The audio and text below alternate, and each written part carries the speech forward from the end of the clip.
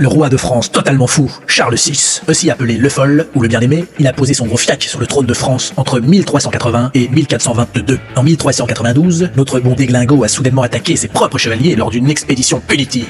En 1393, lors du bal des Ardents, Charles le Timbré et plusieurs de ses courtisans se déguisèrent en hommes sauvages, couverts de pois et de plumes. Une torche allumée accidentellement a foutu le feu à leur costume. Plusieurs participants cramèrent, mais notre grand barjot national a survécu à cela. Les crises de notre malheureux détraqué devinrent alors de plus en plus fréquentes. Lors de ces crises, il ne reconnaît plus sa famille et ses proches. Il croit être en verre et craint donc de se briser, ce qui le pousse à porter des vêtements renforcés. Il erre dans les palais, refusant de se laver ou de se changer, et il parle même à des fantômes. Casper, c'est toi? Suite à ces moultes dingueries, la régence a été confiée à ses oncles, puis à sa femme Isabeau de Bavière, mais le royaume a quand même sombré dans le chaos. La guerre civile entre les Armagnacs et les Bourguignons, ainsi que la guerre de 100 ans contre les Anglois, tout cela a empiré la situation. En 1420, le traité de Troyes a été signé, déshéritant Charles VI au profit d'Henri V d'Angleterre. Charles le Désaxé meurt alors en 1422, laissant un royaume affaibli et divisé.